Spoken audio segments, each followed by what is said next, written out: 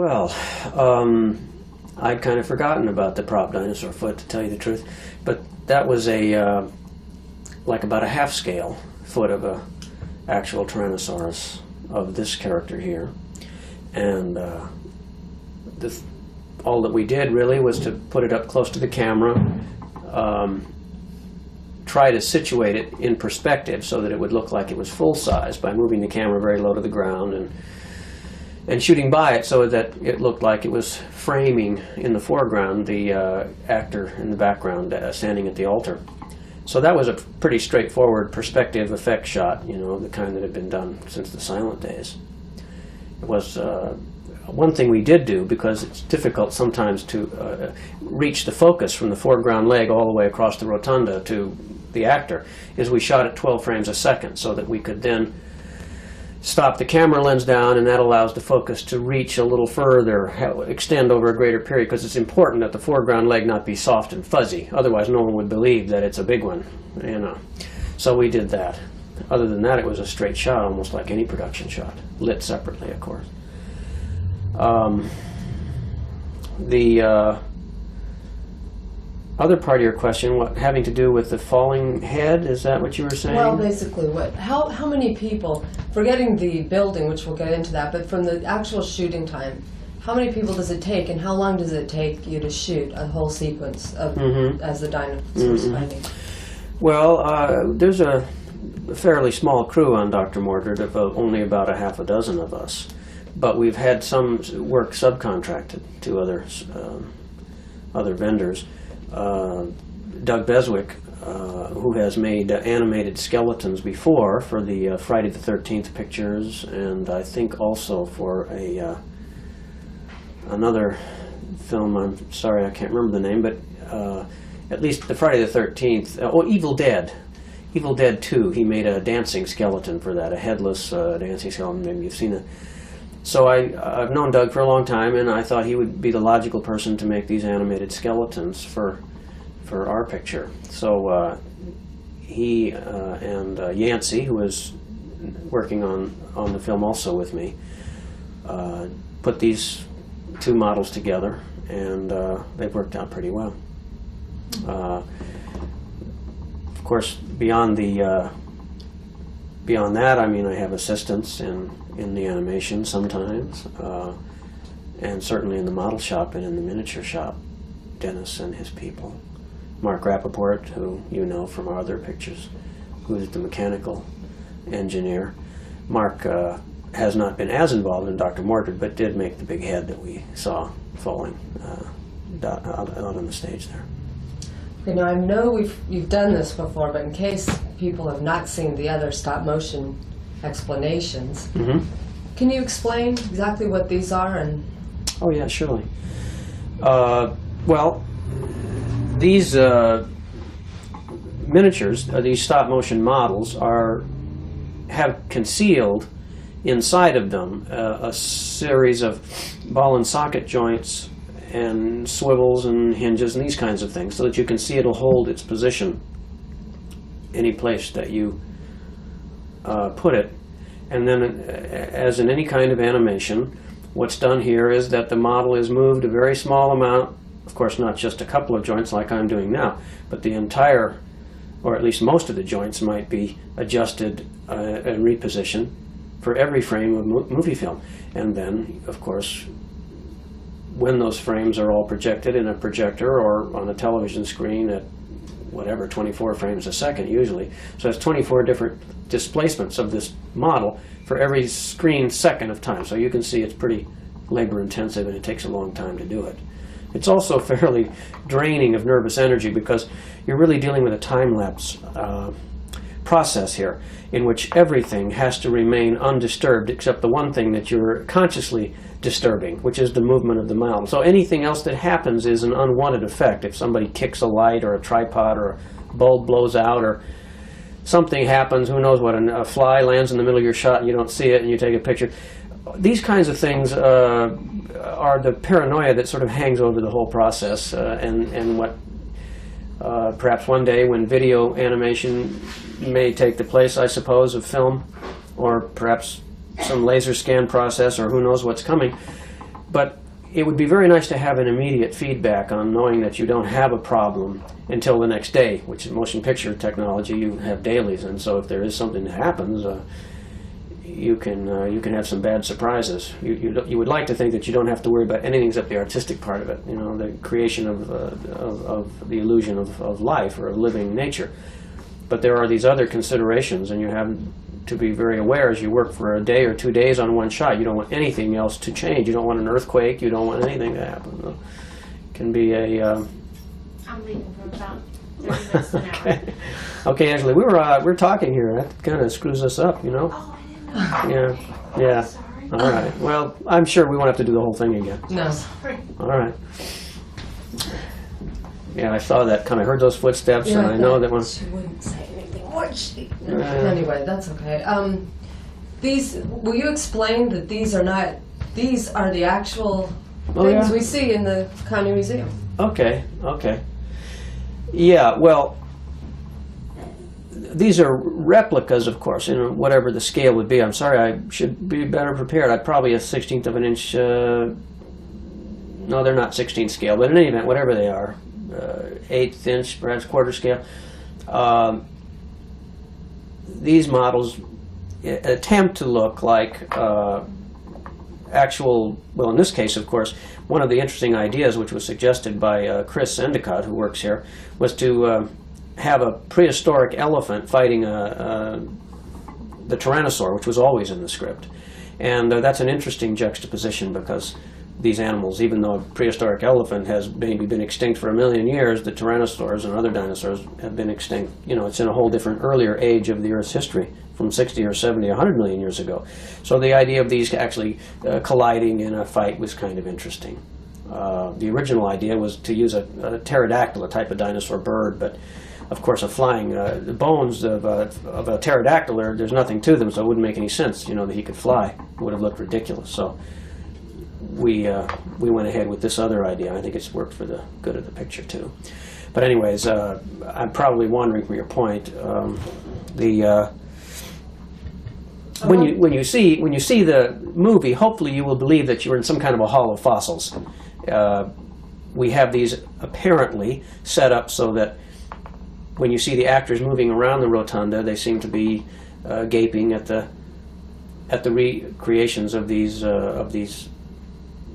prehistoric animals, and we don't have any. In fact, in the set, there was never anything there at all, not even parts of a full-size one. So I think that, I hope, will work, and that we'll be able to counterfeit the idea that we did actually have a real paleontology hall there, even though we didn't. I think it's going to be very hard for the studio or the audience to realize that these are actually the things they're seeing. Yeah, well, these are unusually small models for animation work. Here is an armature, which is somewhat similar to what's underneath, because even though this looks like bone, it's actually foam rubber for the most part. If you can see, I can squeeze it. I mean, that's so the joints, when they bend, the bones will get out of their own way and not lock up. But normally in an animation model, this is probably a more typical scale, maybe twice as big. And you can see the joints are much heavier because ordinarily this kind of model is covered with foam rubber, which is molded and sculptured to encapsulate all of this joint work. Some of the models in the case behind me are examples of a more typical stop-motion model puppet. But this was this gives you an idea of how they actually work. You can see the joints are all capture the movement and hold them so that the rubber, you know, will be held in position frame to frame. This is an old process. It goes back to the original King Kong and even earlier than that. And there's been a lot of refinements on this in the last, well, particularly the last 10 or 15 years. It's be a little bit deep to go into it, but there are a lot of, particularly with the advent of computer-driven motor systems, or I should say motor-driven by computer, you have ways of softening the blurs and things that normally you didn't have, and why the old King Kong, say, might look a little quaint or a little jerky by comparison to what we do today. So, okay, we got them. So, I don't think that we answered the one question. How long of a shooting? How long does it take you to shoot that whole segment? How many days or weeks? Yes. Well, Just wait for the plane for a second. okay. All right. Okay. Well, your question of how long it takes to do a animation shot naturally depends on the degree of difficulty and how many models might be in the scene. In this case, where we have two different models, in some cases appearing together when they battle, it takes a little longer than it would to just animate a single model, of course. But normally, as I explained, you have 24 positions of the model for a second of screen time. If a scene lasts about, the average scene maybe 3 to 6 seconds, something like that, it probably takes me or another animator 10 or 15 hours to shoot a scene of that kind, and sometimes longer. You like to be able to have about you like to be able to shoot about 1 foot an hour anyway. Sometimes a full second an hour is real good if it's a simpler scene. So it takes a long time. It's very draining. It's very costly in your nervous energy. You feel pretty beat up at the end of the day because there's a lot of things mentally you're keeping track of. All of the joint systems that are in movement. You try to keep it smooth so that the movements ramp and retard gradually and naturally. You're always battling that stroboscopic problem, the jerkiness of them, you know, and you do the best you can. I'd be mind-boggling. I'd be a wreck. Okay, well, I think we've got everything. Okay. We'll see you at next video zone. Okay. All right, I'll look forward to it. Thanks, Dave. Sure, bye-bye. That was great. Cut with? And that. And maybe give it a pinch, because you did say at one point you could pinch it and you see it's Oh, yeah, like here, foam rubber. Yeah. You know. If you hold it down a little bit lower, I won't be able to see your chin, and we won't know that you're really not You sick. put other words in there. Yeah. Your other words in. Okay. We're rolling anytime. Mm.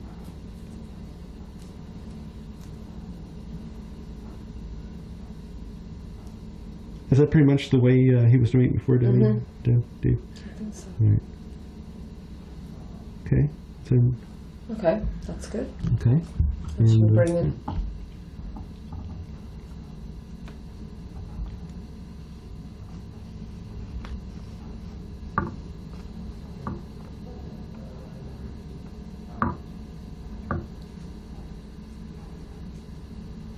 Kind of a jumpy move there. These joints haven't been oiled in a while.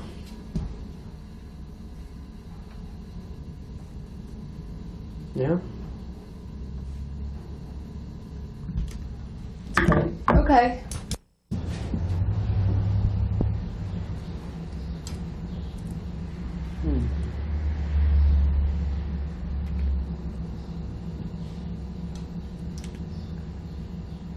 See, we've got a little problem here with it. Has he got a crick in his neck? Well, he's got a piece of foam that's poking out that needs to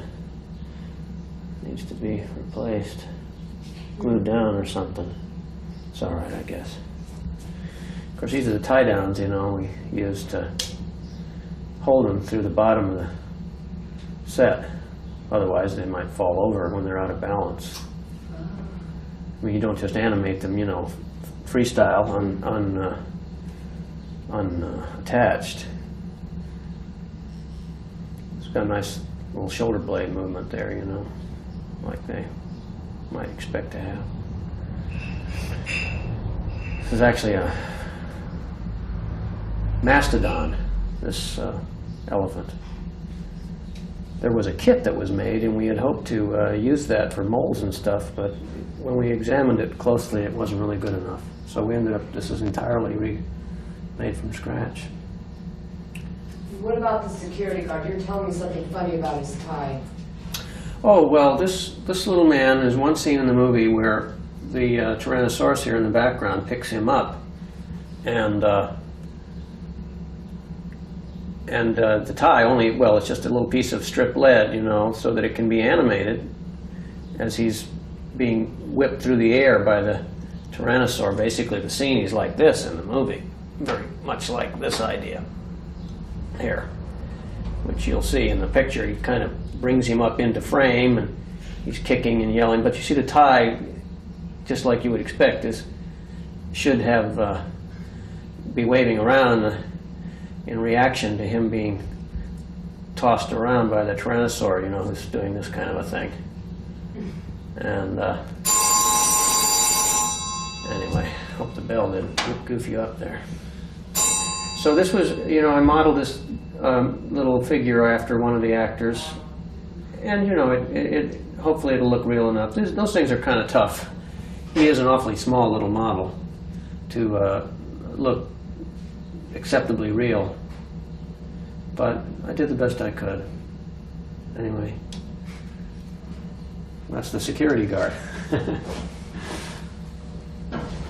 great. Anything else? Do you do any inserts in there, Rick? Or do you were mostly With the hands. Okay, speed. Speak? No, speed, I'm sorry.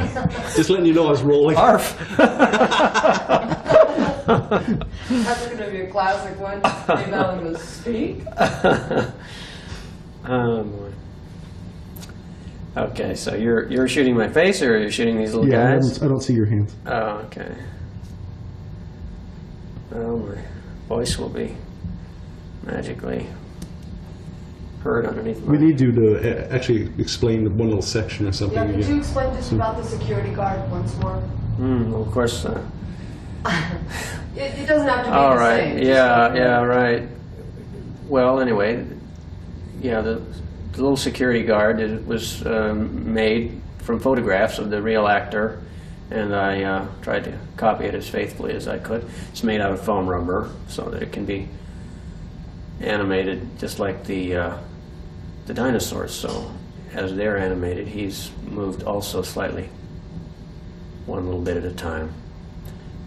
And there's a little tie he has that is made of lead so that can also animate as he's being flown through the air by the Tyrannosaur who has him in his mouth. Anyway, it's just one scene in the picture, but sometimes animation does a nice job of giving the possibility of that interaction with a real person and the miniature holding on and the actual the actor is not really there, but it gives a good impression. It's better than a lot of other systems where you really can't have that kind of close coordination with a miniature and a real person.